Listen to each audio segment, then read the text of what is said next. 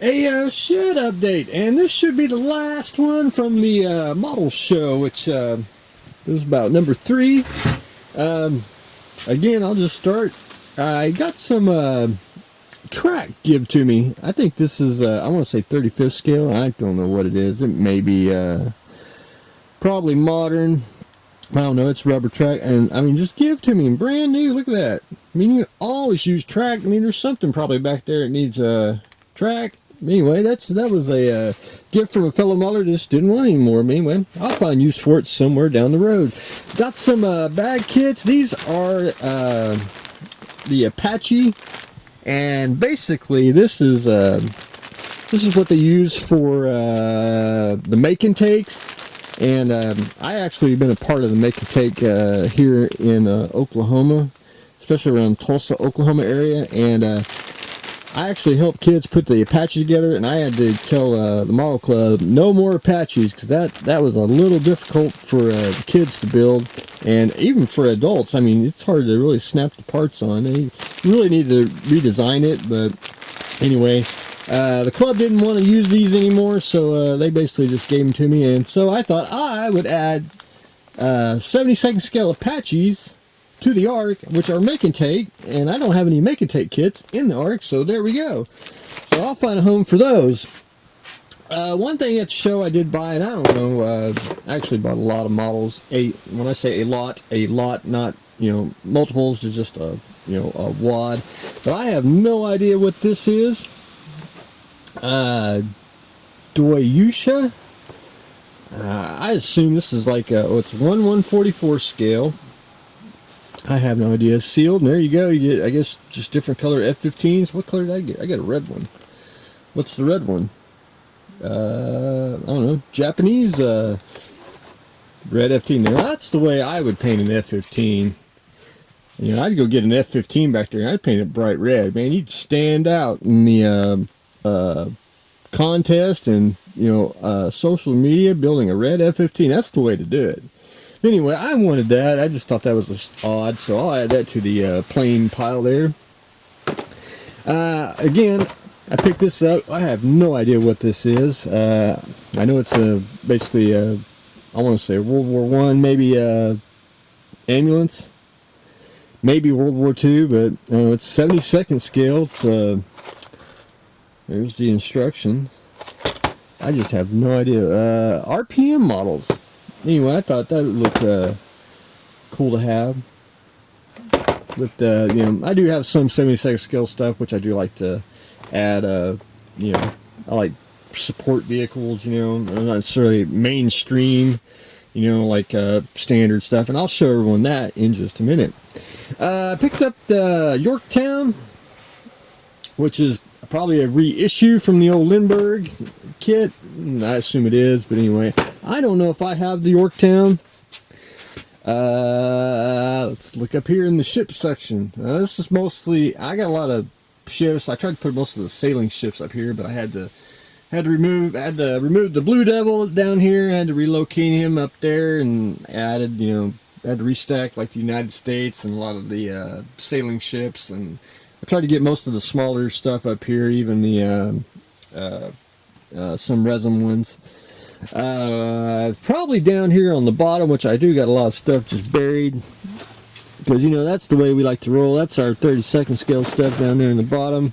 I have the subs and most of the bigger ships down on the bottom. Of course, I added a lot of figures in front of it, but anyway, I didn't know if I had one. I'm pretty sure I don't have the Yorktown, but anyway, it's a decent kit. I like it because it's just a real good size. It's what 5/25 scale, which don't match anything, but anyway, it's close enough.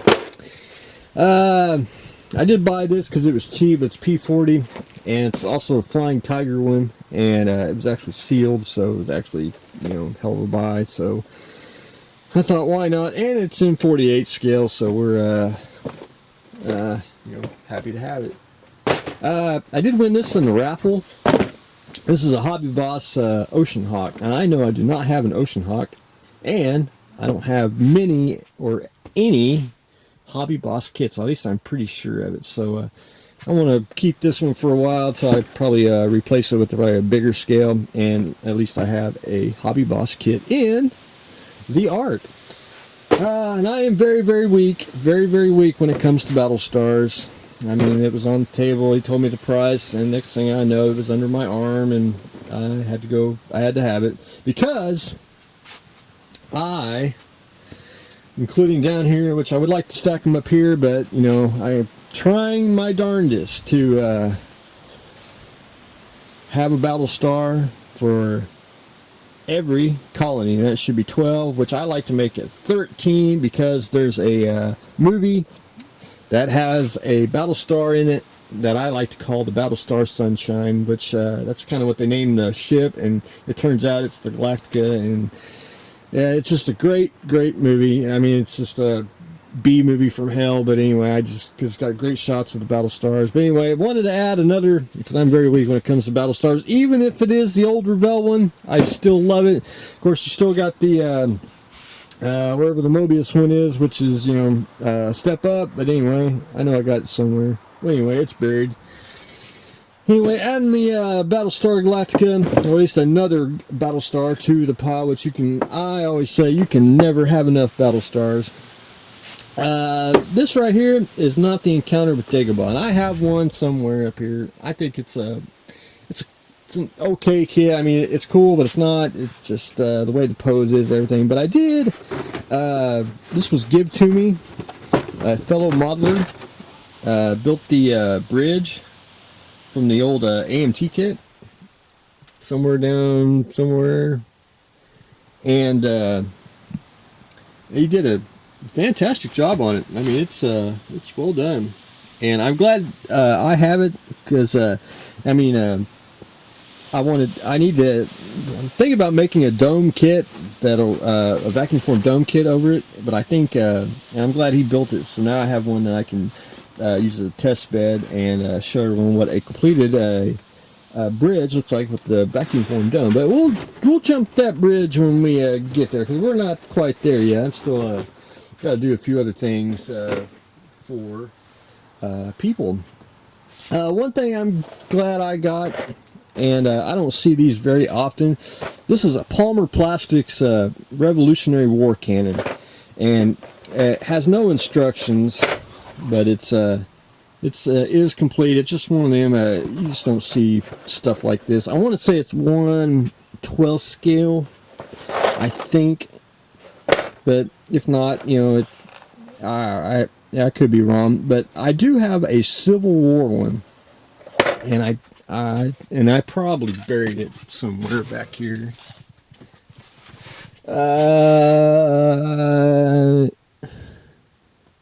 I tried to keep most of that figures.